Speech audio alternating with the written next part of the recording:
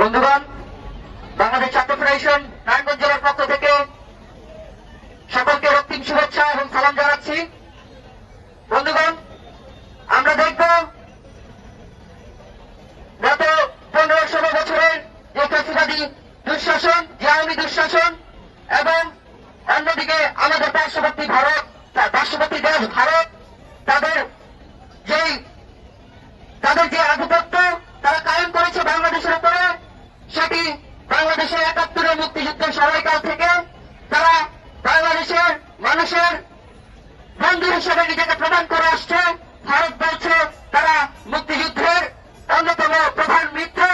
এদিকে আমরা দেখেছি আওয়ামী লীগ দীর্ঘদিন যাবৎ তাদের শাসন চালিয়ে আসছে। তারা এই মুক্তিযুদ্ধের চেতনার কথা বলে, মুক্তিযুদ্ধের মহান নায়কের কথা বলে তারা একটি ফ্যাসিবাদী দুঃশাসন কায়েম করে এসেছে। আমরা এই গত 16-17 বছরে বাংলাদেশে আমরা দেখব কি পরিমাণ বাংলাদেশের মানুষ এই আওয়ামী লীগ এবং ভারতের আগ্রাসনের শিকার, এবং বাংলাদেশের মানুষের জীবন নাভিশ্বাস হয়ে উঠেছে। আমরা গত 5ই আগস্ট একটি ছাত্র জনতার গণ অভ্যুত্থানের মধ্য দিয়ে ছাত্র জনতার রক্তের বিনিময়ে আমরা গত 16-17 বছরের ফ্যাসিবাদী দুঃশাসন আওয়ামী লীগকে উৎখাত করেছি। আমরা দেশে আরেকটি বার স্বাধীনতার দিকে আমরা এগোচ্ছি। আমরা বলছি এখন দেশে একটি কাঠামোগত নতুন বন্দোবস্ত প্রয়োজন, একটি নতুন রাজনৈতিক বন্দোবস্ত প্রয়োজন।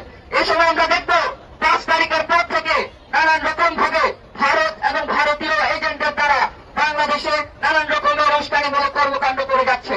আমরা দেখব ভারতের বাংলাদেশে নানানভাবে ভারতের যে উস্কানিমূলক মিডিয়াগুলো আছে তাদের বক্তব্যের মধ্যে দিয়ে বাংলাদেশের যে হিন্দু মুসলিম আমাদের মধ্যে যে ধর্মীয় সম্প্রীতি আছে এটি ক্ষুণ্ণ করার চেষ্টা চলছে।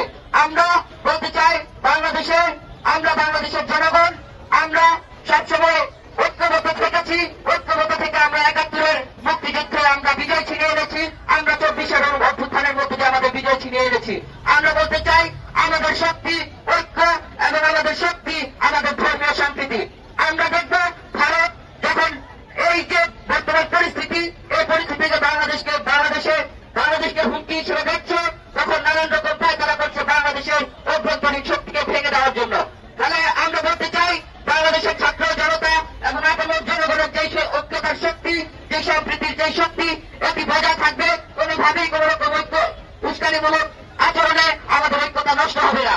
আমরা আহ্বান জানাই বাংলাদেশের সকল মুসলিম, হিন্দু এবং সকল মত নির্বিশেষে সকল ঐক্যমত বজায় রাখার জন্য। এবং গতকালকে আমরা দেখলাম যে ভারতে বাংলাদেশের যে সহকারী হাই কমিশন আছে সেখানে হামলা, এবং এই হামলা পূর্বের ঘোষিত অনুযায়ী তারা এই হামলাটা করেছে।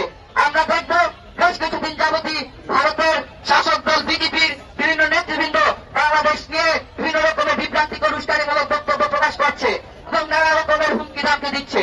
আমরা তীব্র নিন্দা জানাই। এবং গতকালকে যে ঘটনা, যে হাই কমিশনের উপরে হামলার যে ঘটনা, আমরা বলতে চাই এটি একটি দেশের সার্বভৌমত্বের প্রশ্ন। আমরা স্বাধীনতার জন্য লড়াই করেছি এবং আমরা বিজয় অর্জন করেছি।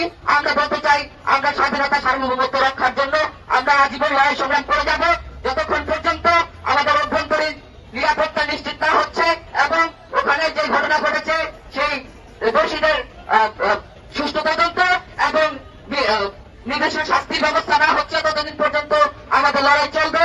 আমরা এই সুষ্ঠু বিচার চাই, এই বলে আমার